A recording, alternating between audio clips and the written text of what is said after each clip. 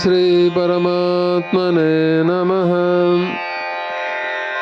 చతుర్థాధ్యాయ ఫలము. గంగానదీ తీరమున వారణాసి అను పట్టణము కలదు. అందలి విశ్వనాథుని దేవాలయమున భరతుడు అను మహనీయుడు భక్తి శ్రద్ధలతో నిత్యము గీత 4వ అధ్యాయమును పారాయణము సల్పుచుండెను. దానిచే అతడు పవిత్రుడై సుఖ దుఃఖ శీతోష్ణాది ద్వంద్వములందు సమబుద్ధి కలిగి ఉండెను.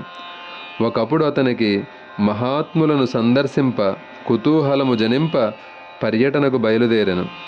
త్రోవలో ఒకచోట 2 రేగు చెట్లు క్రింద విశ్రమించి గీత 4వ అధ్యాయమును పారాయణము చేసెను. తిరిగి అచట నుండి వెడలునప్పుడు అచ్చోట రాలిన 2 రేగుపండ్లను తీసుకుని పోయెను. తదుపరి 5 దినములకు ఆ 2 చెట్లును ఎండిపోవ అందలి జీవులు పూర్వజన్మజ్ఞానము గల 2 బ్రాహ్మణ బాలికలై ఒకచోట జనించిరి. ఇట్లుండ ఒకనాడు ఆ భరతమునీంద్రుడు ఆ బాలికల గృహమునకేగా వారతనికి పూజాదులు వనర్చి అతని ఆదేశముపై తమ వృత్తాంతమునంతను ఇట్లు వివరించి చెప్పదొడగిరి. మహాత్మా, పూర్వము గోదావరి తీరమున చిన్న పాపమును తీర్థస్థలమున సత్యతపుడను యోగి పొంగవుడు ఘోర తపంబు సలుపుచుండెను.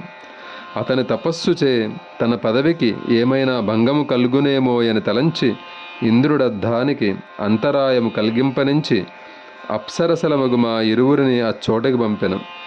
ఇంద్రుని ఆజ్ఞానుసారము మేమా మునీంద్రుని చెంతకేగి సుమధురముగా నృత్య గానాదులను సలుపుదొడగితిమి. దానిచే అతడు కోపోద్దీప్తుడై గంగాతీరమున 2 రేగు చెట్లే జన్మించులాగున మమ్మలను శపించెను. అంతట కరుణింపుడని దీనచిత్తులమై మేము వేడుకొనగా భరతుడను మహాత్ముడు మీ చెంతకు వచ్చు వరకు మీకా వృక్షరూపముండును. అనంతరము పూర్వజన్మ స్మృతి గలవారై మానవ జన్మ ఎత్తి క్రమముగా దేవతారూపమును బడయగలరని వాక్కృచ్చెను. మహాత్మా, ఇవ్విధముగా శాపవశమున రేగు చెట్లుగా ఉన్న మా చెంతకు పూర్వము తాము దయచేసి గీత 4ాధ్యాయమును పారాయణము చేసియుండిరి. తత్ఫలితముగా మాకు శాప విమోచనము కలిగినది. ఘోర సంసారము నుండి మమ్మలను తరింపజేసిన మహనీయులగు తమకు ఇవే మా నమోవాకములని ఆ బాలికలిరువురును తమ భక్తి అంజలిని ఆ మునీంద్రుని కర్పించి అప్పటి నుండి తామున్ను గీత 4ాధ్యాయమును నిత్యము ఆదరముతో జపించుచు సుఖముగా ఉండిరి. కన్యే 4థమధ్యాయం జపేతాం నిత్యమాదరాత్. గీత 4ాధ్యాయ ఫలము మానవులే కాదు వృక్షాదులను దోష విముక్తములై తరించుట.